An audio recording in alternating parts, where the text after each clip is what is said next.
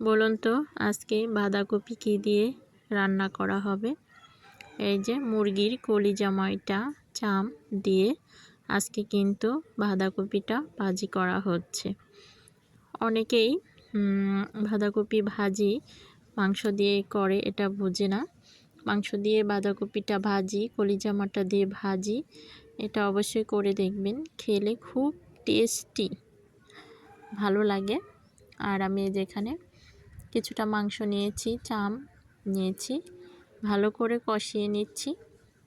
তারপরে বাঁধাকপিটা দিয়ে দিব। বাঁধাকপিটা যেমন চিংড়ি দিয়ে ভাজি করলে স্বাদ হয়, তেমন এই মাংস দিয়ে ভাজি করলেও অনেকটা স্বাদ লাগে। আপনারাও বাসায় এভাবে করে দেখবেন, খেতে অনেক ভালো লাগবে আশা করি। তো বন্ধুরা, সব ময় মশলা আমি দিয়ে দিয়েছি এখানে। আর বাঁধাকপিটাকেও ভালো করে ধুয়ে পরিষ্কার করে রেখেছি। এখন কিছুক্ষণ ভরে এটাকে ভালো করে কষিয়ে নেব। তারপর বাঁধাকপিটাকে দিয়ে দিব।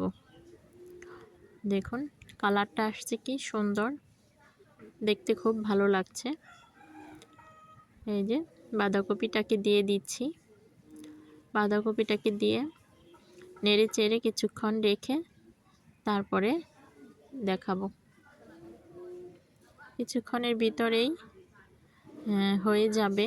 এখন দেখা যাচ্ছে অনেক হয়ে গেছে বাঁধাকপিটা, কিন্তু ঢাকা দিয়ে রাখলে একদম পরিমাণে কম হয়ে যাবে। আর এগুলা রুটি দিয়ে খেতেও খুব ভালো লাগে। যে সকালবেলা একটা ভাজি করব, আলু ভাজি অথবা বাঁধাকপি ভাজি, রুটি দিয়ে সকালের নাস্তা সেই হবে, খেতে ভালোই লাগে। তো কার কাছে কেমন পছন্দ তা জানি না, কিন্তু আমার কাছে এভাবে রুটি দিয়ে ভাত দিয়ে খেতে ভালো লাগে। এই বাঁধাকপিটা চিংড়ি দিয়ে আর এই মাংস দিয়ে ভাজি করলে। দেখুন নেড়ে চেড়ে দিয়েছি, অনেকটা কমে এসেছে, আর আমি একদম লো আঁচে আস্তে আস্তে করে বাঁধাকপিটাকে ভাজি করে নেব। যে দেখুন কি সুন্দর এসেছে, যেমন কালারটা এসেছে আর তেলটা উঠে গেছে। এখানে তেলটাও আমি আর একটু কিছুক্ষণ কমিয়ে নেব, তারপরে সুন্দর একটা কালার আসবে, দেখতে খুব ভালো লাগবে, খেতেও আশা করি ভালো লাগবে।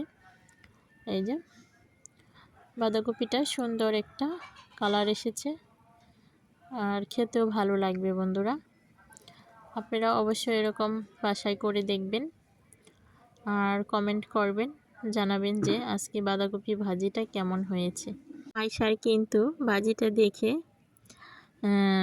লোভ লাগছে, এখন খায়া টেস্ট করবে, দেখুক কেমন হয়েছে স্বাদের ব্যাপারটা।